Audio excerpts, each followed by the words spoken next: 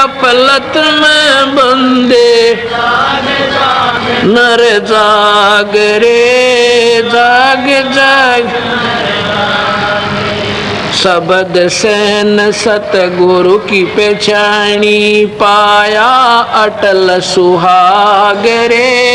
शब्द सैन सतगुरु की पहचानी, पाया अटल सुहाग रे। नितानंद महबूब गुमानी, परगट पूर्ण भाग रे। परगट पूर्ण भाग रे। और बात तेरे काम ना, संतों शरण लाग रे। के सोए गफलत में बंदे, जाग जाग नर जाग। साथ साहेब कर जोरों विनती करूं, धरूं चरण पे शीश। गुरु राम देवानंद जी महाराज ने दियो नाम बख्शीश। कोटि कोटि सजदा करूं, कोटि कोटि प्रणाम। चरण कमल में राखियो मैं बंदी गुलाम।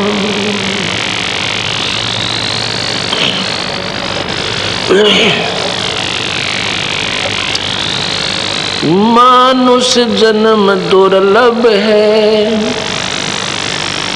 मिले न बारंबार। तरवर से पत्ता टूट पड़े वो, बोर न लागे डर। कबीर फागुन आवत देख के, कबीर पतझड़ आवत देख के।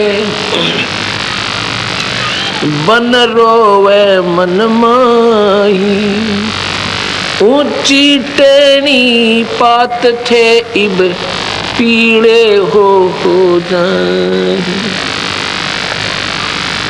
तरवर कबीर तरवर कहता पात से, सुनो पात एक बात।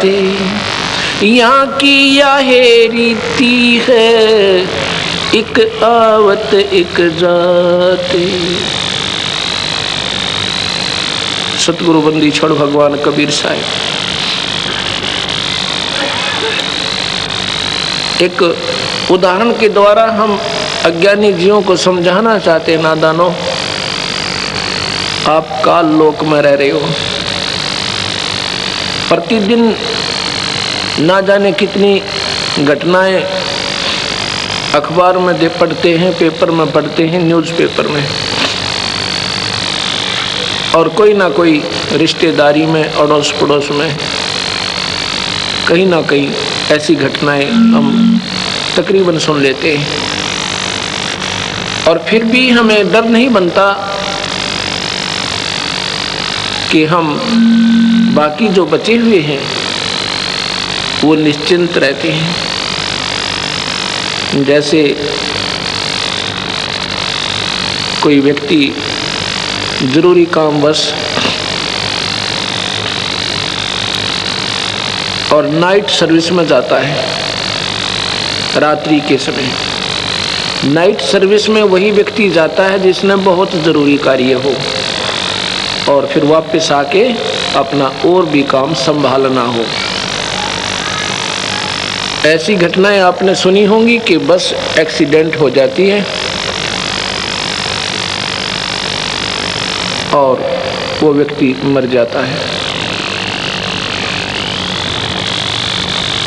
अब यहाँ बाकी जो बचे हुए वो कभी भय नहीं मानते इस बात का। उस बेचारे ने क्या सोच रखा था कि मैं वापस नहीं आऊँगा। वो चला जब ना जाने कितनी हिसाब किताब लगा करके चला होगा, जैसे हम प्रतिदिन जाते हैं। जैसा कि आपने, क्योंकि जो ताजी घटनाएं होती हैं वो कुछ दिन याद रह जाती हैं। गुजरात में अनर्थ हुआ, सुना होगा। वहाँ पर कई हजार व्यक्ति और सारे ही 3-4 मिनट के अंदर उन्हीं मकानों के नीचे दब के अपने प्राणांत कर दिए। शरीरांत होगा, उनका देहांत हो गया। जिनको बनाने में 3 पीढ़ी लगी हो मनमाने। तो ये हमने यहाँ के खेल को समझ नहीं पाए हम।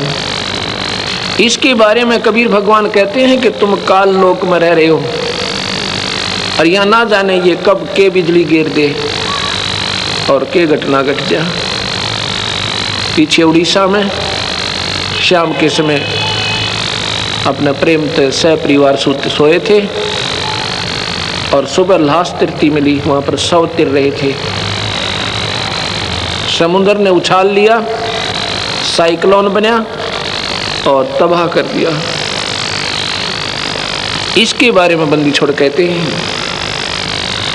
कबीर झूठे सुख को सुख कहे, मान रहा मन मोदे, ये सकल चबीना काल का, कुछ मुख में कुछ गोदे। ये सब काल आहार है, कुछ तो मुख में कुछ तो खा रहा है और बाकियों को खिला रहा है गोदी में। ये तेरा बेटा या तेरी बेटी, ये तेरी संतान, ये तेरी कोठी, ये कार, ये फैक्ट्री। और 1 सेकंड के बाद क्या देखता है? शमशान घाट के ऊपर।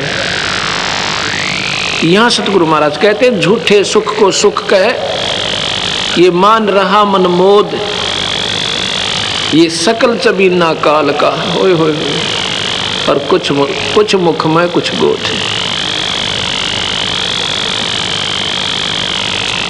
क्या कहते हैं बंदी छोड़? कबीर पतझड़ आवत देख के, बन रोवे मन माही, ऊंची टेढ़ी पात थे अब पीले हो जाए। जब पतझड़ आती है, वो पत्ते जो सारा वर्ष बड़ी मस्ती मारते हैं, ऊंची ऊंची टहनियाँ को ऊपर फड़फड़ फड़फड़ और बड़ी मस्ती में रहते हैं, अब वो पीले होते हैं और गिर जाते हैं और अलविदा कर जाते हैं। ऐसे ही ये शरीर अब हमारे सफ़ेद बाल हो गए, ये टोकन आ गया ऊपर तक। ईश्वर का इशारा है कि सावधान हो जा, अब कभी भी टिकट कट सके, कभी भी जा सकते हो यहाँ से। और वैसे तो यहाँ इस काल की मर्जी है, कभी भी कुछ कर सकता है। पर यो तो पक्का संकेत है कि पीले पत्ते हुए ना और टूट के गिरे ना, उसी समय गिर जाएंगे, अर्थात कभी भी जा सकते हैं।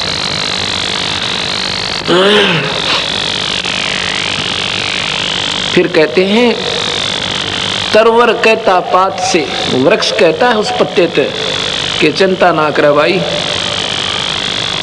तो टूटेगा, एक नई कोपल फूट आवेगी और वो फिर 1 साल फड़फड़ फड़फड़ वो कर लेगी, फिर वो नीचे जाएगा। तरवर कहता पात से, सुनो पात एक बात, यहाँ की यह रीति है, एक आवे एक जात।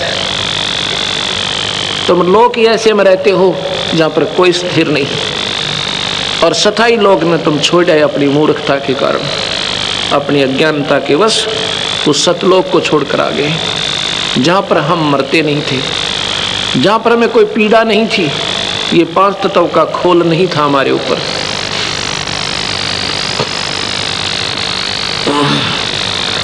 फिर क्या कहते हैं बंदी छोड़, बेटा जाया खुशी हुई, पुत्र हुआ बड़ा आनंद मनाया, खूब बजाए थाल, आवन जावन लग रहा जो कीड़ी का नाल। पुत्र हुआ, खुशी मनाई, राजाओं के बाजे बजे, बैंड बजे, भेरी और सहनाई बजी। गरीब आदमी ने उसकी रीस करी, थाली बजाई, मेरा बेटा हो गया। सतगुरु महाराज कहते हैं कहाँ प्रसन्न हुए नादान, यो तो आवन जावन लगा हुआ जो कीड़ी का नाल। आपने चींटी देखी होंगी, वो लाखों की संख्या में इधर भाग रही हैं, लाखों की संख्या में इधर भाग रही होती हैं, वो कीड़ नाल दिखाई देता है ना, आपने कभी देखा हो? उनको 1 मिनट की फुर्सत नहीं होती। तो ऐसे ही 1 लाख प्राणी यहाँ से रोज जाते हैं और 1.25 लाख नीचे नारे मनुष्य शरीरधारी, और तो गिनती नहीं कीड़े मकोड़े कितने मरा। ये मनुष्य 1 लाख, ज़्यादा भी हो जाए कोई, बाकी सतगुरु ने ऐसा ही लिखा है। तो यहाँ कहते आवन जावन लाग राज्यों कीड़ी का नाल।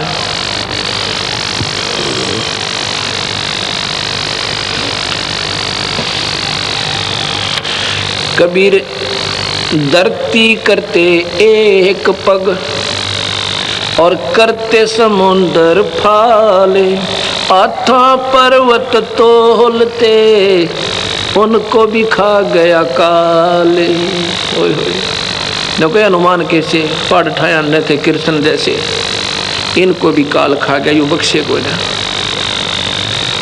क्योंकि केवल यहाँ से बचने का एकमात्र तरीका कबीर भगवान का आसरा, वो भी पूरे शरण के द्वारा, पूरे संत के माध्यम से।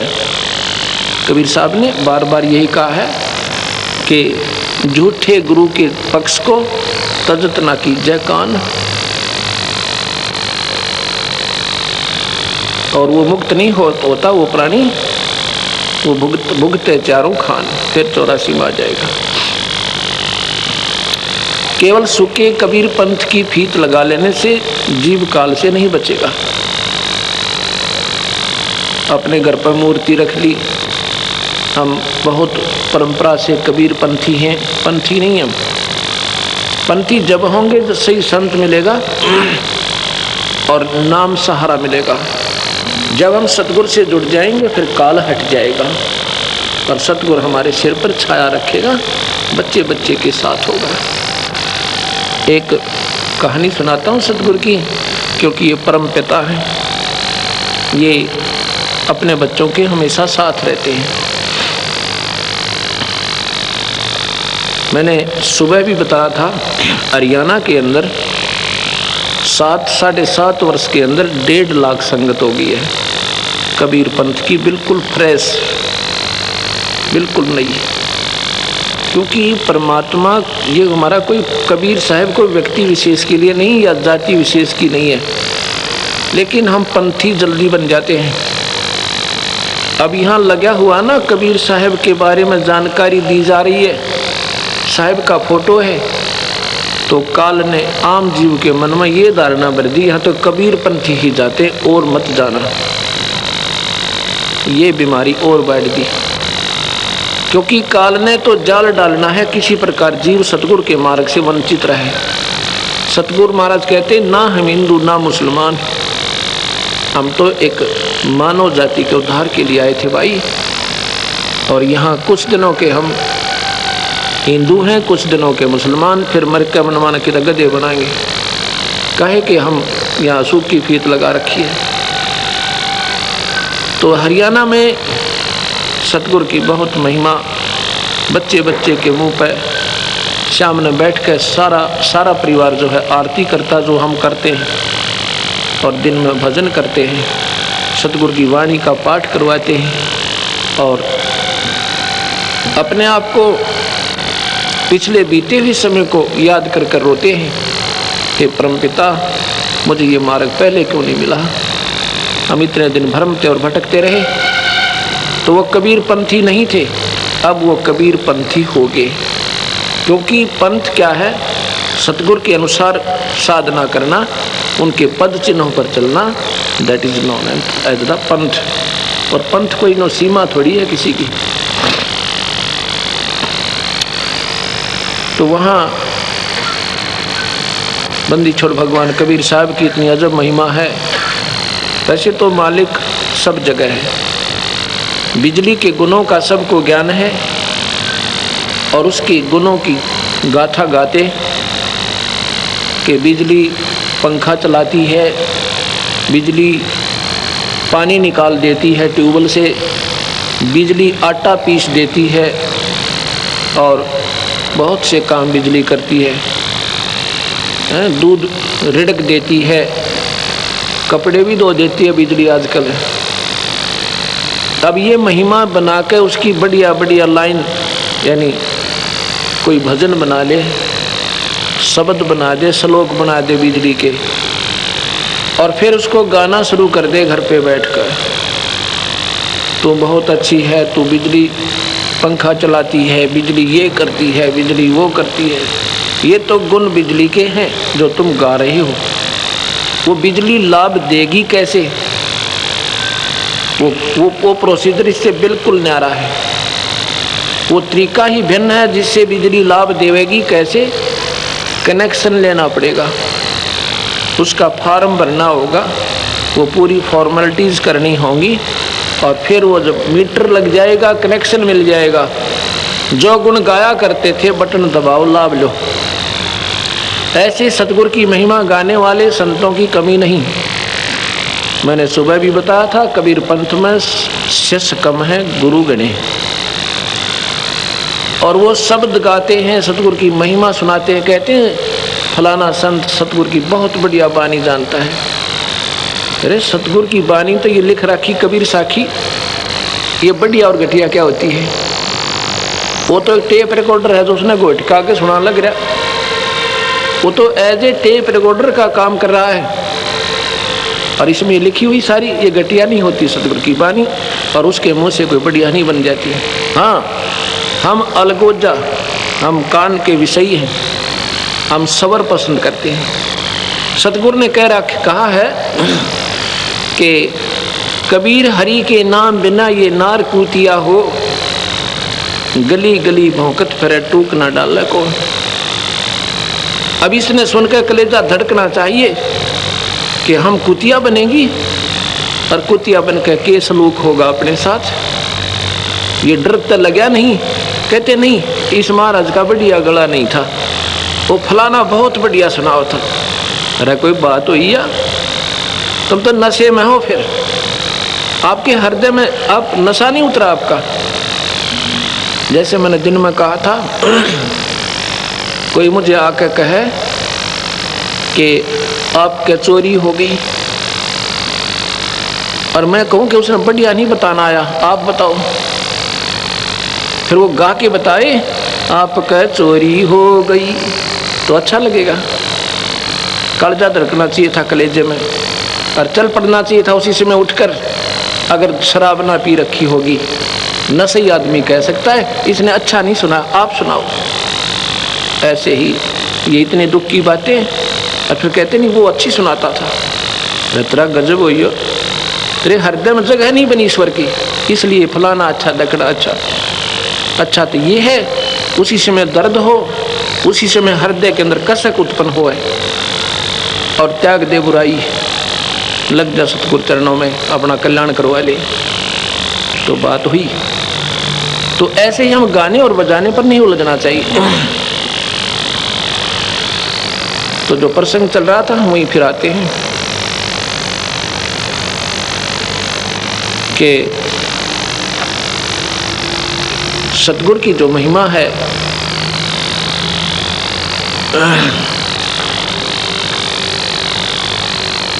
अब कनेक्शन ले ले और अपना फिर काम करे, उसका आप पे आप लाभ देगा दाता।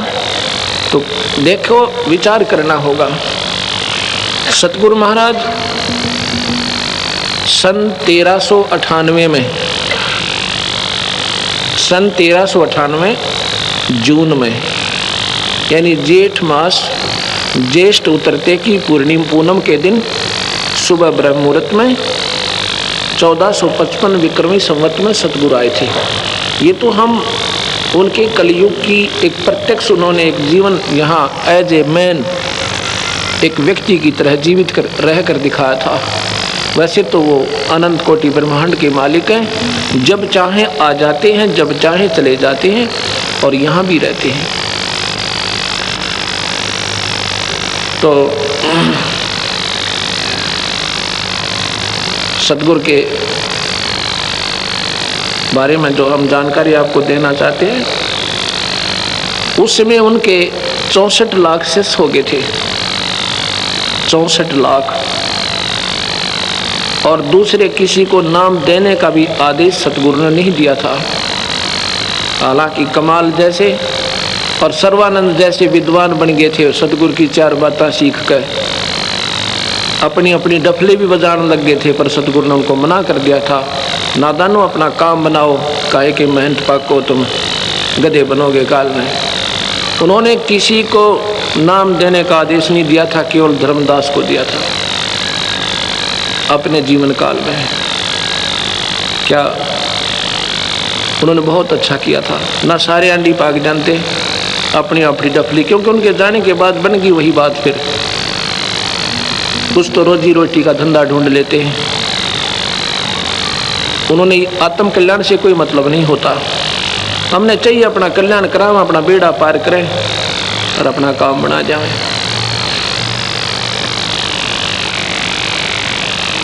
क्योंकि भले ही हमें जानकारी भी हो जाए सतगुरु के बारे में और हमें ये भी ज्ञान हो जाए ये पूर्ण परमात्मा है और हम बताने भी लग जाएं दुनिया को, पर हम उसका लाभ नहीं दे सकते, हम केवल प्रचार कर सकते हैं।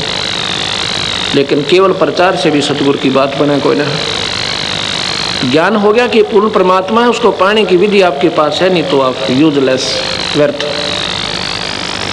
ये तो संत जिनके पास शब्द शक्ति होती है और उनको आदेश होता नाम देने का, वो अगर आपको उपदेश देते हैं उनका उपदेश फलेगा, अन्यथा नहीं फलेगा।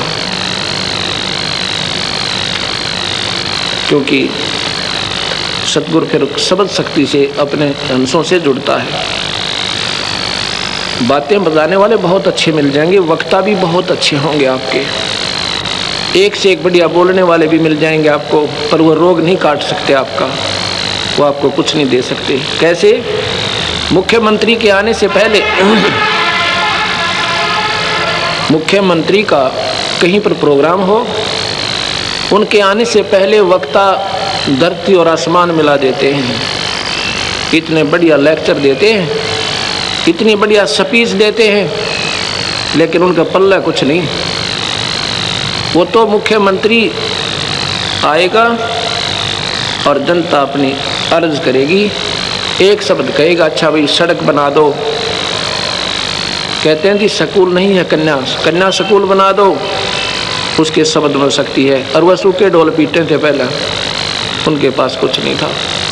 ऐसी बातों के बताने वाले, शब्दों के गाने वाले, कबीर साखी को बड़े ढंग से बताने वाले संतों की कमी नहीं है, पर शब्द शक्ति के बिना वो जीव को कुछ नहीं दे सकते। स्वयं भी धोखे में, इसी करके कबीर पंथ फेल होने जा रहा है। ये 3 लोक के भगवानों का डंका पीट रखा और वाह वाह हो रही, इस परम पिता का, परम शक्ति का, और किसी को ज्ञान भी कोई ना। कोई तो कहता है ये तो संत थे, कोई कहता है तो भक्त थे, कोई कहता है ये तो एक मामूली से जीव थे। क्योंकि लाल की परख जौहरी करता है, आम व्यक्ति नहीं कर सकता। 10 के नोट में बच्चा बता देगा, क्योंकि उसके आम व्यवहार में है कि बहुत बढ़िया अच्छी चीज़ है, ये काम आने वाली वस्तु है। और लाल को आम व्यक्ति नहीं बता सकता। कोई कहे ये 9 करोड़ रुपए की कीमत रखता है, यकीन नहीं हो सकता, क्योंकि वो उनके व्यवहार में नहीं है।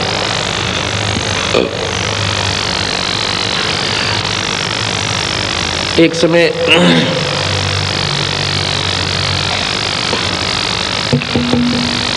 हरियाणा का मैं जिक्र कर रहा था अपने कबीर भगवान की महिमा का।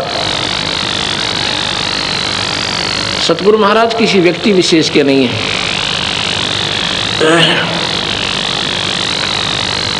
जींद जिला है हरियाणा के अंदर, एक जींद जिला, उसमें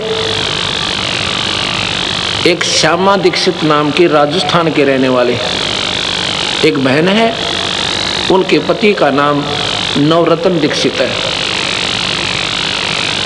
वो राजस्थान के अजमेर साइड के ही रहने वाले, शायद पता नहीं गंगानगर साइड के। और वो दिल्ली के अंदर उन्होंने अर्बन स्टेट में कोठी बना रखी है।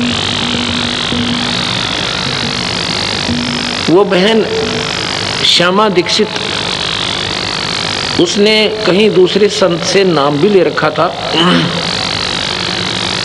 और एक हमारी शिष्या भगतमती शशि, वो सामने टी स्टॉल पर बैठी है, माई बहन जो टी स्टॉल ये बुक स्टॉल पर, जहाँ पर ये फोटो सतगुरु के स्वरूप बेचे जा रहे हैं, साथ में वो पुस्तकें देते हैं, कैसेट वगैरह, वो वहाँ सेवा कर रही है फ्री ऑफ, मतलब सेवा माई है। और ये हेड मिस्ट्रेस है हाई स्कूल की। कोई ने सोचा वो बावड़ी सी बैठी होगी, हेड मिस्ट्रेस एट प्रेजेंट है, छुट्टी लेकर आ जाती है सेवा में।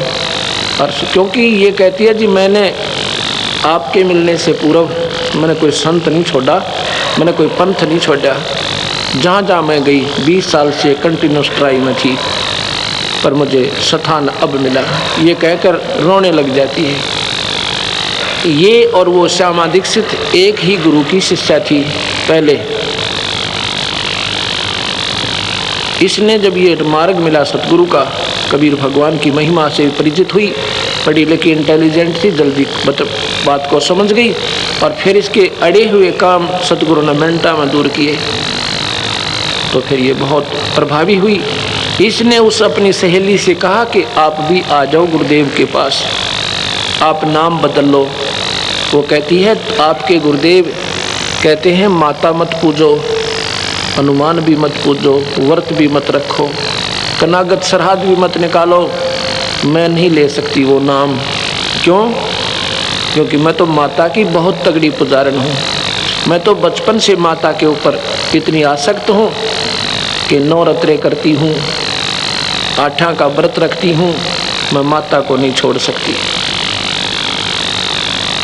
एक दो सत्संग भी सुना, पर वो कर्महीनता के कारण सतगुरु से जुड़ी नहीं। लगभग 2 वर्ष हो जाते हैं।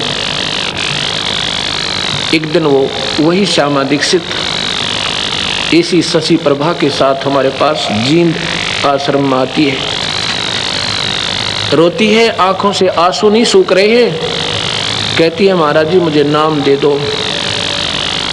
मैं कहने लगा भाई आप तो मैंने पहले भी देखा है, अक्सर देखा है, मैं अभागिन थी, मैं पापन थी, मैंने आपकी महिमा को समझी नहीं।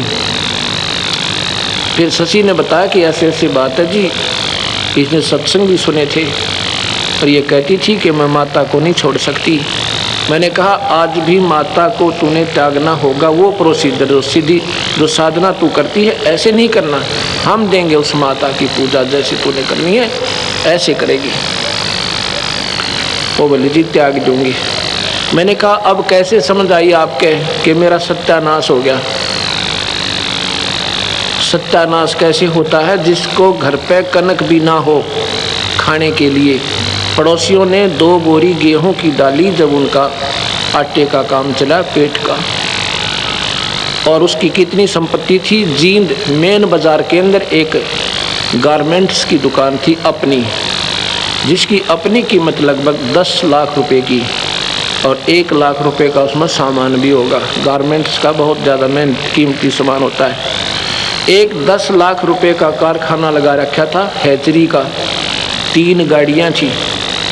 कहती आज हमारे पास साइकिल भी नहीं है और आटा भी दूसरों से खा रहे हैं।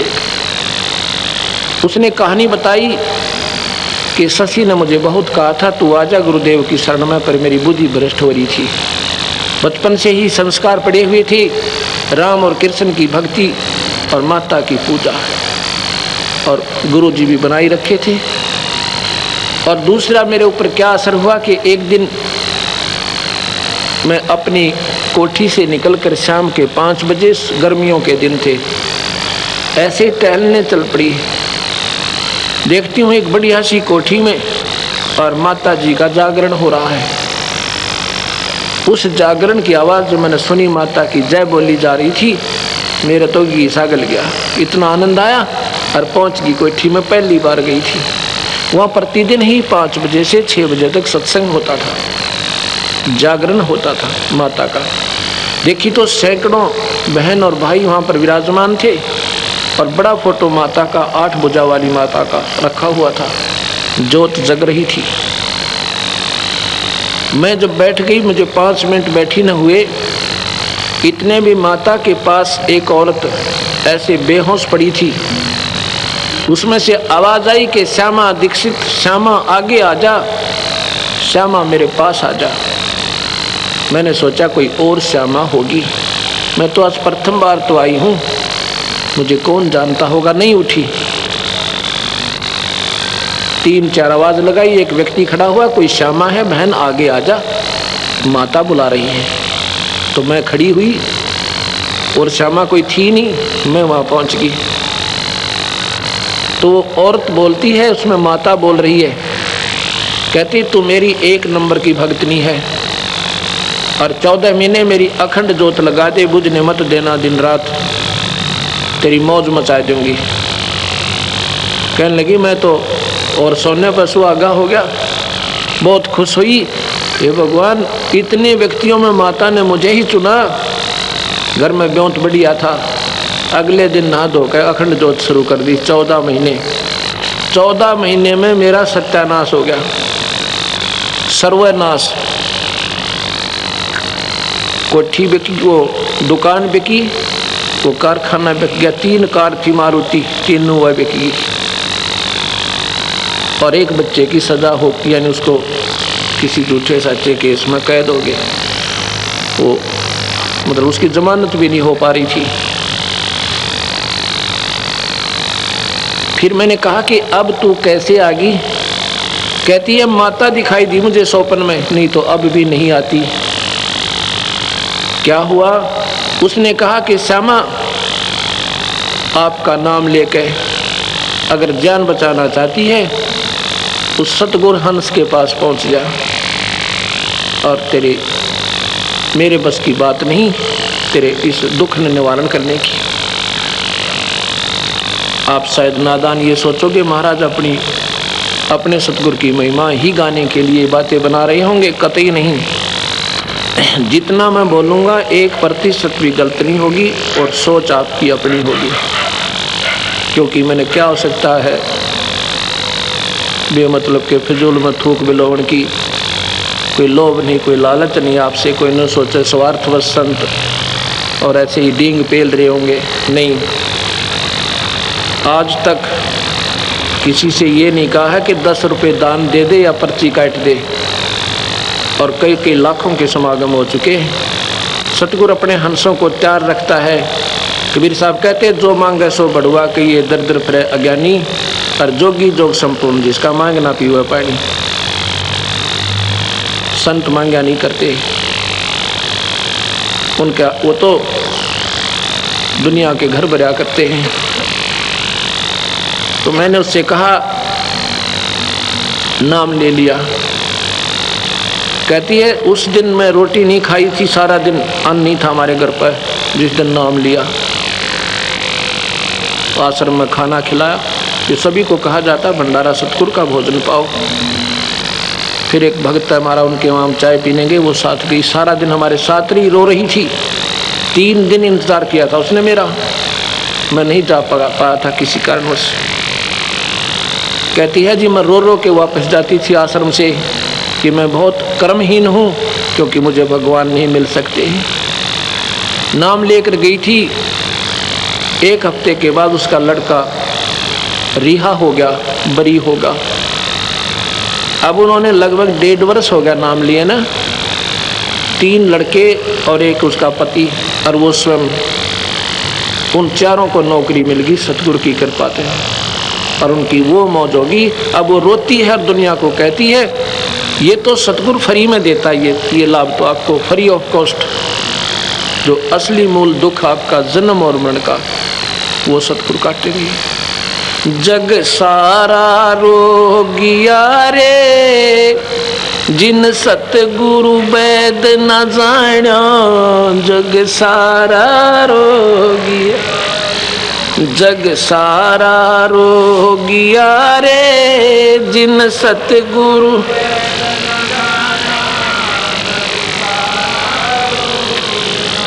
जग सारा रोगिया रे, जिन सतगुरु वेद न जाण्या। जन्म मरण का रोग लग्या है, तृष्णा बडरी खांसी। जन्म मरण का रोग, तृष्णा बडगी खांसी। आवागमन की डोर गले में पड़ी, काल की फांसी। जग सारा जिन सतगुरु वेद न जाण्या। जग सारा रोग, जग सारा रोगिया रे,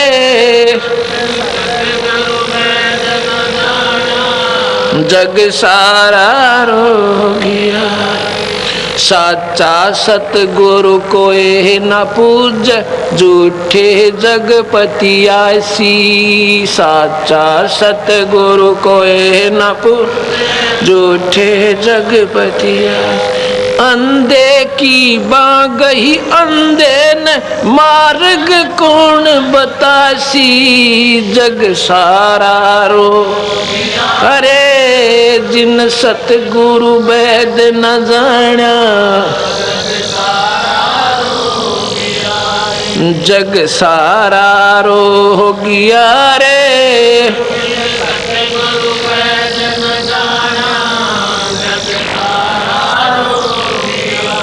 देखा देखी गुरु से होगे, किया न तत्व विचारा।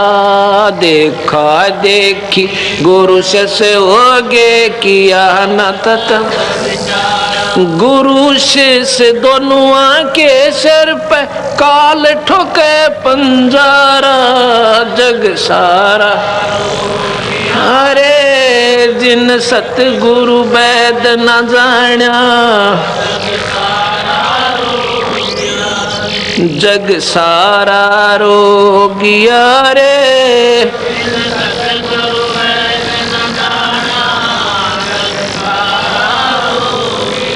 सार शब्द सर जीवन बूटी, गैस गैस अंग लगावे। सार शब्द सर जीवन, गैस गैस अंग लगा। कहे कबीर तुम सतकर मानो, जन्म मरण मिट जावे। जग सारा रो रे, जिन सतगुरु वेद न जाण्या। यारे जग सारा रोगिया रे, जिन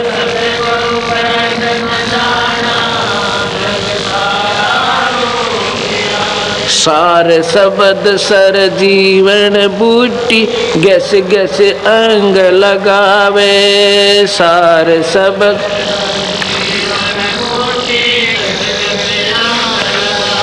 कहे कबीर तुम सतकर मानो, जन्म मरण मिट जावे। जग सारा जिन सतगुरु,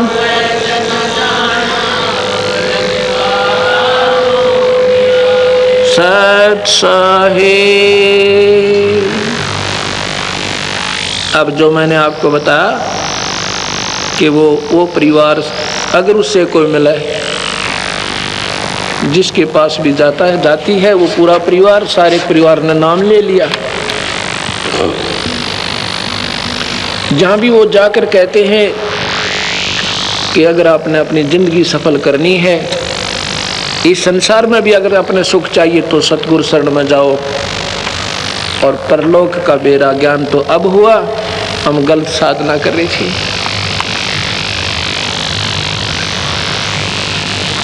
अब एक और बताता हूँ। सतगुरु महाराज किसी एक व्यक्ति विशेष के नहीं हैं, वो पूर्ण परमात्मा हैं, उनके सब बच्चे हैं।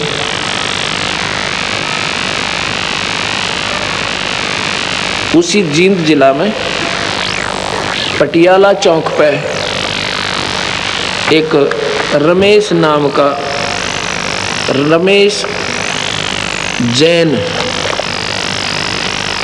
अब मैं क्या कहना चाहता हूँ, क्योंकि कबीर साहब ने जो बातें कही थी कि तुम सबकी साधनाएं गलत हैं, क्योंकि ना तो तुम अकॉर्डिंग टू द शास्त्र कर रहे।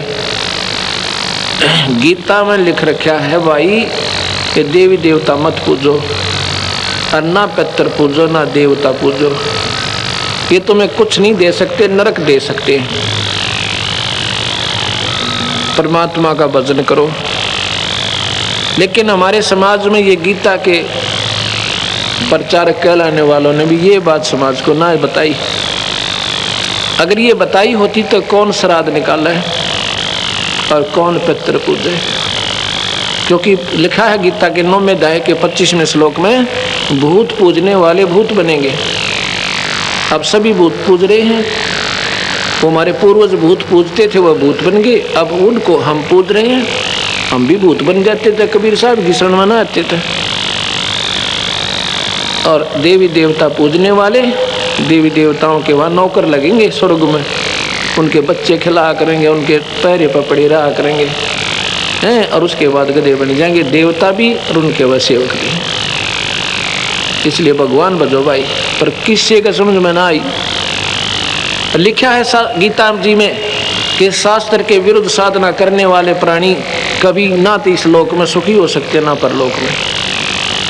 और हमारे समाज में सारी शास्त्रों के विरुद्ध साधना दे रखी है। अगर निरंजनताई का लाभ भी अगर ढंग से चाहिए तो भी अकॉर्डिंग टू द शास्त्र, और गुरु बनावे पूर्ण संत ने। तो देखा देखी गुरु शिष्य बने, काम नहीं चला भाई, नाराज ना होइयो, क्योंकि सच्चाई कड़वी होया करे, अवश्य होती है, पर कड़वी होती है ना। गोरखनाथ जी भी अंडी पाक रहे थे, न सोचते थे तेरे जैसा आज के दिन में कोई महात्मा नहीं है जो मुर्दे ताई जिंदा कर दे, सोने का पहाड़ बना दिया। फिर भक्ति में कमी भी कुकुर सोचे, पर जब पूर्ण परमात्मा का ज्ञान हुआ, दोनों कान पकड़ लिए, हम तो कुछ भी नहीं थे मालिक आपके सामने। तो ऐसे जो महापुरुष होते हैं वो अपना जीवन बदल लेते हैं, या मान बढ़ाई तो काम चल रहा है कोई नहीं।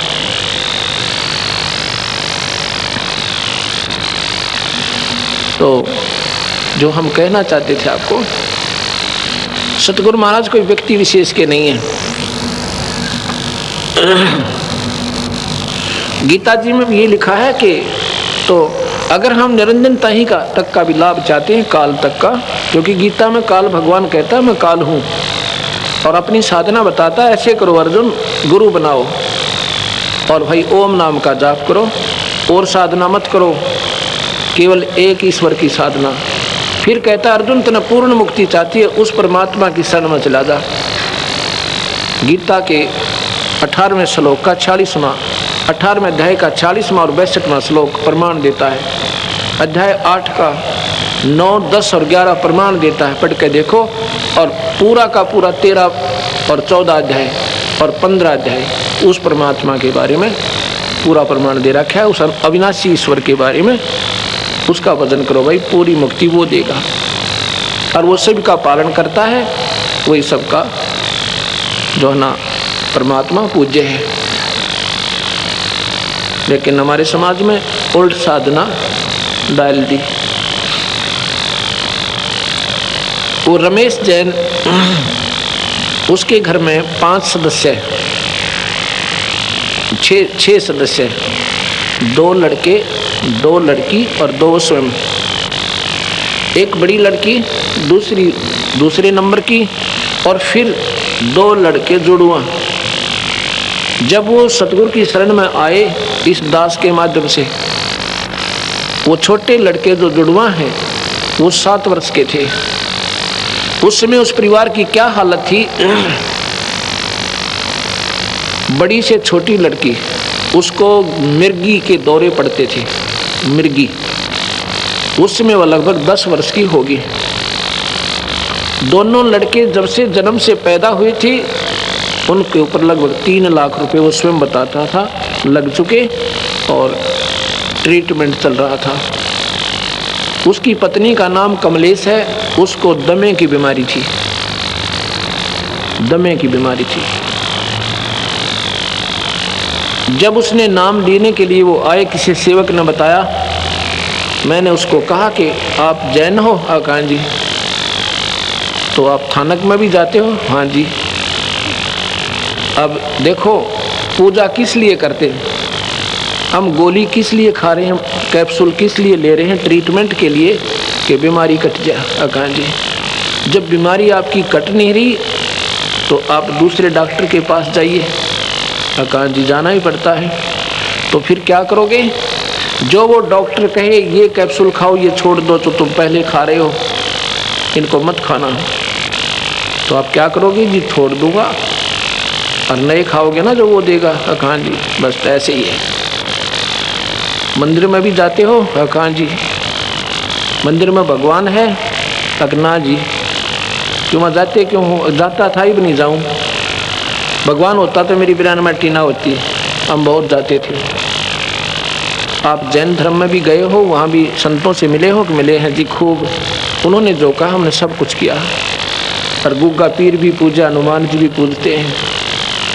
और फिर भैया दुर्गति तुम्हारी, और भैया ये तो समझ में ना आती, सब कुछ कर रहे हैं और फिर दुख न्यू का न्यू।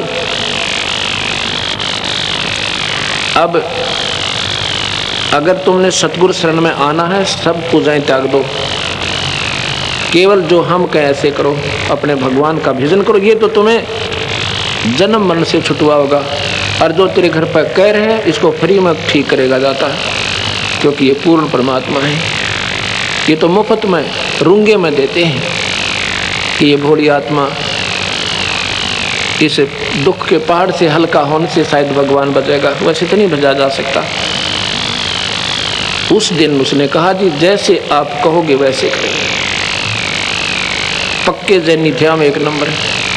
पर आज मैं तौबा बोल चुका हूँ।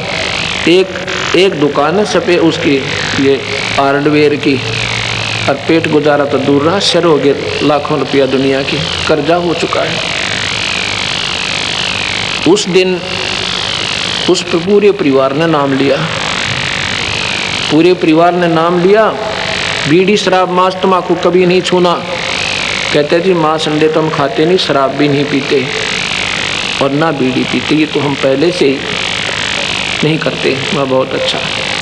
एक दिन भी अगर पी लिया ना, ये नाम खत्म होगा। और पूजा नहीं करनी। अगर एक दिन भी दूसरी पूजा कर दी तो हमारा नाम खत्म हो जाएगा, नाम नहीं रहेगा तुम्हारे पास। सतगुरु अपना हाथ उठा लेंगे। कबीर साहब कहते हैं 100 वर्ष तो गुरु की पूजा, एक दिन आन उपासी, वो अपराधी आत्मा पड़े काल की फांसी। 100 वर्ष गुरु के अनुसार साधना कर लीजिए। एक दिन भी अगर माता ढोकली हनुमान जी की वहाँ पर आरती गाय दी, सतगुरु हाथ नहीं आपके ऊपर रखेंगे। वो अपराधी आत्मा कहते हैं फिर नरक में जाएगा। बहुत समझाते हैं, पर ये इतने डरे हुए हैं लोग, काल ने इतने दुखी कर रखे हैं, घबरा जाते हैं अपने बच्चों की खैर के लिए। काल की पूजा करते करते भी खैर नहीं रहेगी आपकी, क्योंकि वो खैर के लिए थोड़ा ही पाल रखा उसने तो खाने के लिए पाल रखा है। खैर तो सतगुरु के चरणों में हो सके, होगी, पक्का होगी, और कहीं नहीं होगी। उन्होंने जी नाम ले लिया। 9 महीने तक, उसी दिन 15 दिन के अंदर अंदर जब सच्चे, क्योंकि दुखी प्राणी जब सब जगह से हताश हो जाता है वो सतगुरु चरणों में रुकता है। 9 महीने तक ना वो उसकी पत्नी का दमा, दोनों बच्चे स्वस्थ, लड़की की मिर्गी ठीक है। अब आप न सोचोगे ऐसा, क्योंकि जो परमात्मा की महिमा से परिचित नहीं है वो लोग, वह सूखे, वह अपनी फिजूल की व्यर्थ जो है अपना जीवन गंवा रहे हैं। जो ये कहते हैं ऐसा नहीं हो सकता, वैसा नहीं हो सकता, हमने ये प्रदर्शनी लगा रखी है। कमाल को जीवित किया बंदी छोड़ने, कमाली को जीवित किया। रामानंद की गर्दन काट दी थी, सिकंदर लोधी ने हाथ के सपर से जीवित कर दिया। कई अनाड़ी कहते हैं लाभ मैं मारूंगा माखी, जीवित कर दे। अरे हम कौन करने वाले, मालिक करते हैं। कहते हैं ऐसा हो ही नहीं सकता। जो ऐसा कहते हैं वो भक्त नहीं है, उनमें अंश नहीं है ईश्वर का। भक्ति तो नजदीक भी नहीं उन लोगों के। एक समय की बात है, दो भक्त जो है साधना कर रहे थे। एक 40 वर्ष से, एक 4 वर्ष से। एक दिन कहते हैं नारद जी आ जाते हैं। नारद जी ने देखा जो बड़े 40 वर्ष से साधक थे, बड़ा शील स्वभाव, इतनी लंबी दाढ़ी हो रही, बड़ी बड़ी जटा, और बैठे जमा मस्त। बड़ी चर्चा हुई सतगुरु के बारे में, भगवान के बारे में, बहुत आनंद आया। उसके बाद वो दूसरे के पास जाते हैं जो 4 वर्ष से साधना पर लगे थे, उससे भी बातें होती हैं। ऐसे सिलसिला कई महीने चलता रहता है। एक दिन नारद जी ने भगवान विष्णु से कहा कि भगवान वहाँ पर आपके नाम पर 2 कुर्बान हो रहे हैं, आपके ऊपर पूरी आस्था रखते हैं दाता।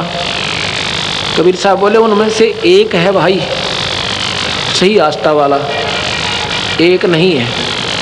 तक वो होगा जी जो 40 साल से लग रहा है, नहीं वो नहीं, वो दूसरे वाला। अब नारद जी ने सोचा आज भगवान रॉन्ग स्टेशन पकड़ के दिखे, इतने बढ़िया महात्मा को 40 साल से आपके नाम पर कुर्बान उसको कह रहे हैं, ये भक्त नहीं है। और दूसरा काल का बच्चा उसने कहा यो महात्मा है, यो सही भक्त है। भगवान के मुंह की तरफ देख रहा है नारद। तो भगवान विष्णु कहते हैं क्यों नारद, क्या बात है, मेरी बात पर यकीन नहीं हुआ? अगर नहीं ऐसी बात नहीं ऐसी बात नहीं भगवान, पर मेरी बुद्धि काम नहीं कर रही, सही बताऊँ आपने। क्यों? वो तो जी बहुत अच्छा, ओहो आपके तो गुण गाता नहीं छिकता। अच्छा तो ऐसे कर, किस टाइम जाता है तो उनके पास? अगर जी रोज जाता हूँ मैं, तो उनकी चर्चा सुनता हूँ, आप उनके मुंह से आपकी बातें गदगद हो जाता हूँ। किस टाइम जाता है? सुबह 10 बजे। आज तो 2 बजे जाना, कल तो 2 बजे जाना। अच्छा, और वो देरी का कारण पूछें तो ऐसे ऐसे बताना, फिर वो क्या प्रतिक्रिया करें वो मुझे बताना। अच्छा जी। नारद जी 2 बजे पहुंचे। पहले गए उस पुराने महात्मा दौरे जो 40 साल से बैठा था। वो कहता है ए रिसीवर, आज इतनी देर लगा दी? ओहो, आप आते हो ना, बड़ा आनंद आता है, ईश्वर चर्चा करते हैं, आपके मुख कमल से भगवान की चर्चा सुनकर गदगद हो जाता हूँ। तो नारद जी कहने लगे भाई क्या बताऊँ, कुछ देर होगी। क्या कारण था?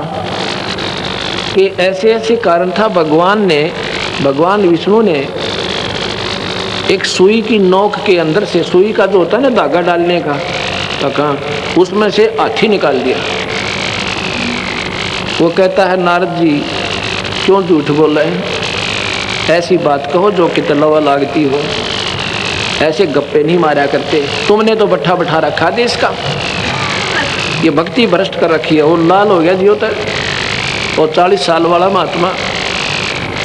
नारद जी का वही भाई नो सोची भगवान तो साची के थे, ये तो जमाए डांगर है, इसने कहेगा ना मेरा, जब भगवान पे विश्वास ही नहीं था क्यों बैठा है डले डोन की खातर। फिर गया दूसरे के पास, उसने भी कारण पूछा कि रिसीवर बहुत लेट आ गए, आपसे तो हमारा इतना लगाव बन गया, आप नहीं आते तो आनंद नहीं आता। वो कहता है भाई क्या बताऊं, कहूँ तो डर लगा है,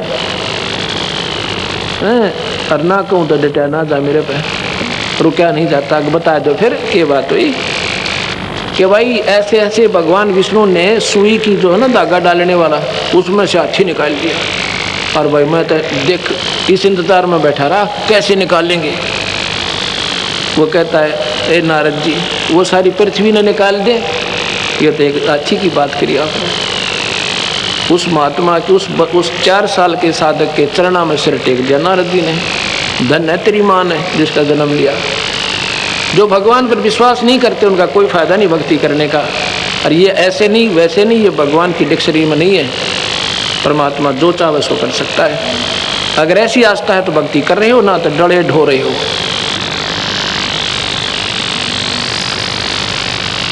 तो जो प्रसंग आता है वहीं आता हूँ मैं।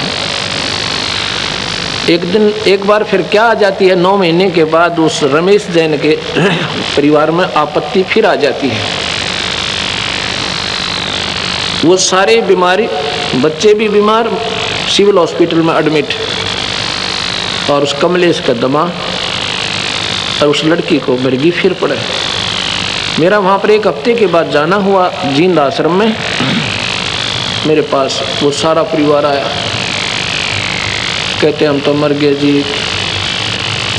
तो उससे पहले हमारा एक सेवक चला गया उनके पास।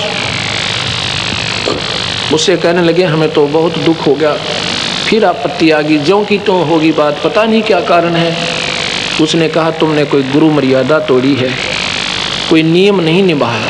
अक नहीं, रमेश जैन को मालूम नहीं, वह लड़की गड़बड़ करी, वह कमलेश गलती कर गई। और उसको उसके पति ने मालूम नहीं था। वो ठीक कहता जी हमने कोई ऐसा कानून नहीं तोड़ा सतगुरु का, जो उन्हें नियम बताए थे हम बिल्कुल ठीक चल रहे हैं। और 9 महीने तक हमें कोई तकलीफ नहीं थी। अब पता ना क्या हो गया। तो वो घर चला जाता उससे पूछता बहन तू सच्ची बता दे, नहीं ऐसा नहीं हो सकता। जो परमात्मा 9 महीने तक तुम्हारा दुख निवारण कर सकता वो सदा के लिए भी कर सकता है। कहा जी ऐसा तो है। पर फिर उसने देखा पीछे बरंडे के अंदर एक कुछ जंतर मंत्र से कर रखे। उससे पूछा ये क्या किया है तूने? वो कहती भैया ये गुग्गा पीर की पूजा कर दी मैंने। अब वो बोला वो गुग्गा पीर फिर बढ़ गया था रे। वो गुग्गा पीर काट दिया था मुश्किल से सतगुरु ने, वो काल वो गुग्गा पीर फिर आ गया तुम्हारे। जिसने पूछोगे वो तो आएगा भाई। तो फिर वो रमेश बहुत नाराज होता अपनी पत्नी से कि उसने जुल्म कर दिया। ऐसा क्यों किया, मुझे बताया क्यों नहीं? वो कहती है पड़ोसन आई थी और कहने लगी नाम तो हमने भी ले रखा, हम तो सारी पूजाएं करते हैं, और गुग्गा पीर ना पूजा ना, हमारे रिश्तेदार का लड़का मर गया था और मैं तो डर गई। और पूजा करते जब खूब बीमार रहा करते, जब गुग्गा पीर गीत गया था तेरा, तो यह समझते बार बात हो जाती है। सारे परिवार ने, मैं बोला तो मेरे पास आए, फिर उन्होंने अपनी गलती मानी कि दोबारा उपदेश लो और फिर दूंगा नहीं, एक बार माफ़ी हो जाएगी। सतगुरु से हम भी रोएंगे और तुम भी रोना। उस परिवार ने दोबारा फिर उपदेश लिया। आज 5वां वर्ष लग गया उनको, 6ठा लग गया है। 95 में नाम लिया था 1995 में। उस परिवार के ऊपर कोई किसी प्रकार का दबाव नहीं, और बल्कि नई कोठी बना ली और दुनिया को कहते फिर हैं अगर पृथ्वी पर कहीं भगवान है तो कबीर साहब है। बोल सतगुरुदेव सत्संग। तो इस प्रकार अपने इष्ट पे पूरा विश्वास रखो। जिनके लिए तुम भागा दौड़ कर रहे हो ना, वो तो मुफ्त में सुख देगा आपको, फ्री ऑफ कॉस्ट। और जो पाठ से भरा कष्ट अपना ज्ञान नहीं, वो हम बता रहे हैं जो ये निवारण करेंगे। आपको तपस्या पर नहीं जाने देंगे। धर्मराज आपका लेखा नहीं करेगा। गरीबदास जी कहते हैं सतगुरु शरणा आके धर्मराज डर कैसा। कबीर साहब की शरण में आके धर्मराज का भी डर कोई ना। किनको? जो सत्य नाम और सार नाम उपासना कर रहे हैं। बाकी बात बनानी है, बेशक कबीरपंथी बने रहो, ठागा ठोकेगा नरक में, चाहे संत हो और चाहे भाई भगत हो, क्योंकि नाम से जीव का छुटकारा होना है, नहीं तो बात नहीं बनेगी। इस प्रकार अपने परमात्मा पर पूरा विश्वास रखें। अब हम आपको सतगुरु की आगे महिमा बताते हैं, क्योंकि सतगुरु की महिमा तो अब शुरू करूंगा। अभी तक तो भूमिका बना रहा था और दिन रह गया एक महीना अगर कंटिन्यूस कबीर साहब की महिमा गाऊं और 6-6 घंटे हो जाते हैं रोजाना, और फिर भी पूरी नहीं हो सकती, क्योंकि हम इस परमात्मा की महिमा से अवगत नहीं थे। ये कोई लंबी चौड़ी कथाएं, वो हजारों वर्ष पुरानी कहानी नहीं है। आज की प्रत्यक्ष बताऊंगा, और ये 550 वर्ष पुरानी बातें सतगुरु की, जो आज भी पीढ़ी दर पीढ़ी मिल सकती हैं। वहाँ पर वो प्रमाण, वो अवशेष बकाया है। आपने सुना होगा, एक समय की बात है,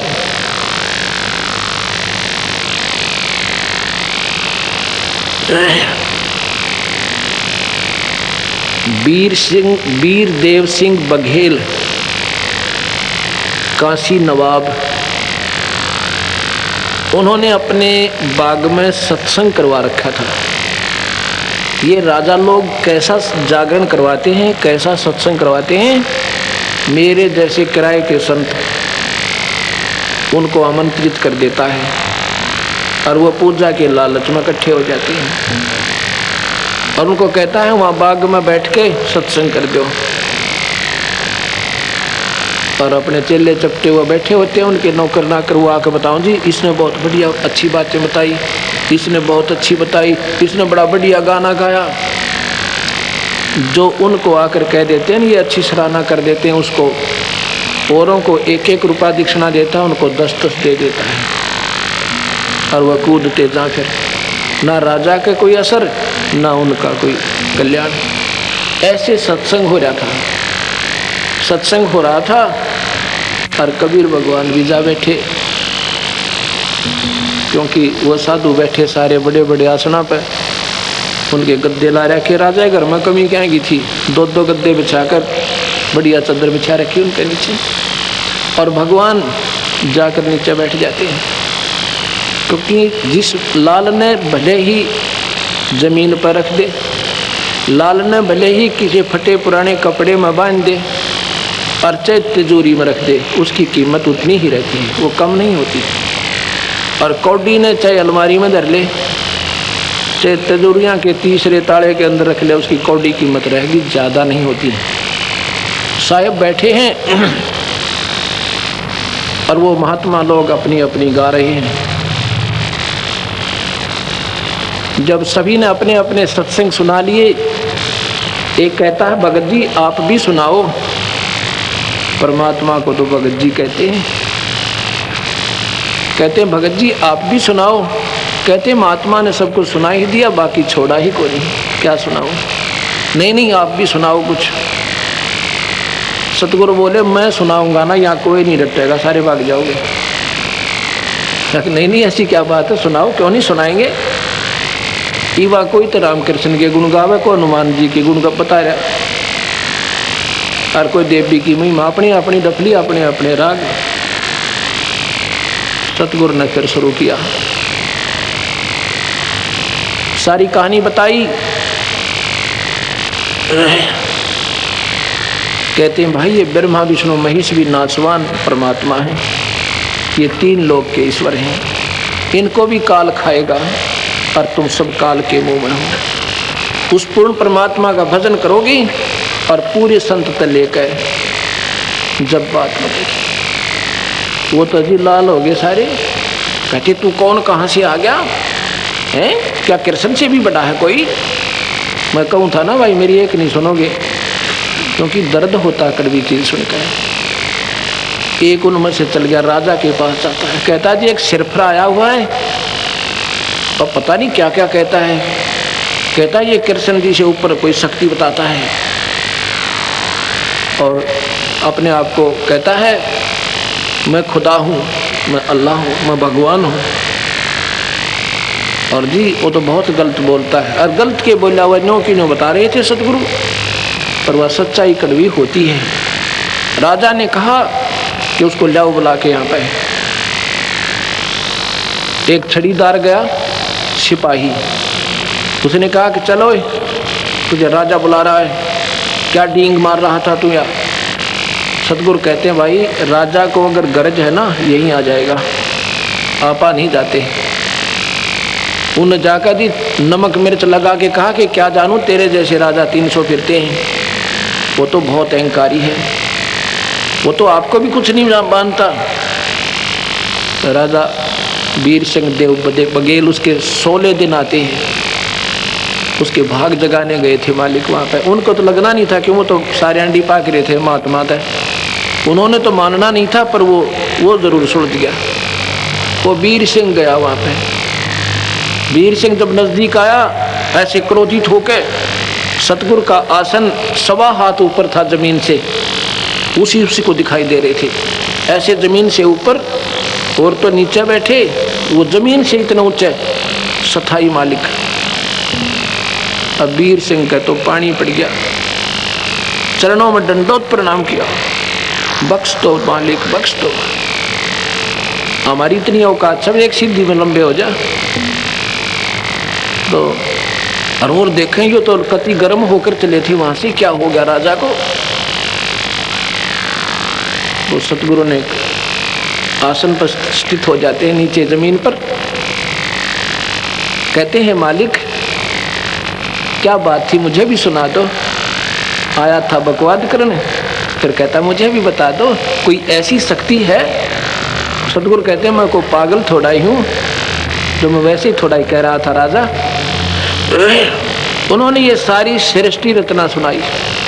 राजा ने प्यार तो सुनी, क्यों भगवान बैठे दिखे उसने सामने। पूरी सुनकर कहता भगवान एक समस्या और आई, क्या कि मैंने गुरु बना रखा है। कहाँ है, कौन है तेरा गुरुदेव? कि मेरे गुरुदेव जी फलाना राम तपस्वी काशी हैं वो, आप उनसे पूछो जाके कि जो मैंने बातें बताई हैं क्या ये गलत है। सतगुरु को तो जानी जान थे, मालूम था। कहने लगे उनसे अभी नहीं पूछ सकते। क्यों? वो तो गुफा में बैठे हैं। गुफा में बैठे हैं, क्या मौन धारण कर रखा है जी उन्होंने, बोलेंगे नहीं। अब नहीं, कितने दिन? 3 वर्ष तक। 3 वर्ष में चेला मरा 3 बजे, और गुरु जी बोल रहा कोई ना।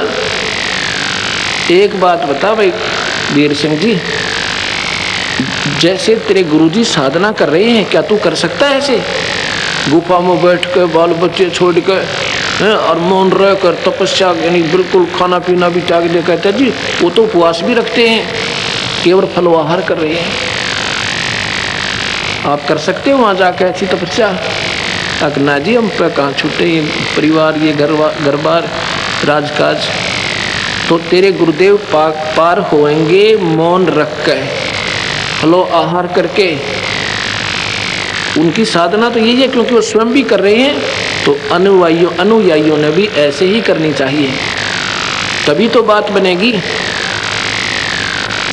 या कैसे और बन सकती है? अब वो समझदार तो थे ही। अब देखो सतगुरु ने कितनी गजब, कितनी अच्छी लीला की है। कहते हैं गृहस्थी पार नहीं हो सकते, फिर गृहस्थी क्यों डले डो भाई? जब पार ही नहीं हो सकते फिर क्यों भक्ति करते फिरें? ये तो हमारा अंधेरा हटाने के लिए सतगुरु आए थे कि घर में रहकर अपना काम करके बच्चों की परवरिश करते हुए आप पार हो सकते हो। केवल एक नाम आश्रय और पूरे संत का नाम ले लो। तो जी हम तो ऐसे नहीं कर सकते, फिर आप उसकी उस संत से चाहते क्या हो? जब वो स्वयं ही साधक है, वो साधना कर रहा है, इनकम्प्लीट है वो। अरे जो साधना वो कर रहा तुम नहीं कर सकते कि नहीं जी, फिर तुम तो फेल। कहा जी कति पक्के फेल। फिर अब तू सोच भाई, अगर वो नाम तुम्हें दे भी रखा 3 लोक का जन्म और मरण और 84 का, भाई ये गीता पढ़ कर देखो, उसमें कह रखा अर्जुन तेरे मेरे असंख्यों जन्म हो लिए। और ये भी नहीं है कि हम आगे ना होंगे और पहले नहीं थे, अर्थात जन्म मरण मिटा नहीं। और सतगुरु कहते मैं 1 मिनट में मिटूं भाई जन्म मरण को, मेरी शरण में आ जा, कभी जन्म नहीं होगा, सतलोक ले चलूंगा। और पूरा नाम जप विधिवत रहे, मेरी साधना कर। तो वीर सिंह जियों ने चरण पकड़ कर और नाम ले लिया, भाग जग गए उनके। अब नाम ले लिया, सतगुरु ने प्रथम स्टेज का नाम दिया।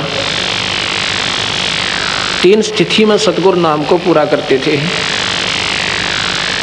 पहली स्थिति है पहली का कायदा नर्सरी, जो 3 लोक की भक्ति है ना, सही श्रेष्ठ अकॉर्डिंग टू द शास्त्रों के अनुकूल वो कराई जाती है। क्योंकि 3 लोक के साधकों ने, संतों ने यह भी पूरी नहीं करवा रखी आपकी पढ़ाई।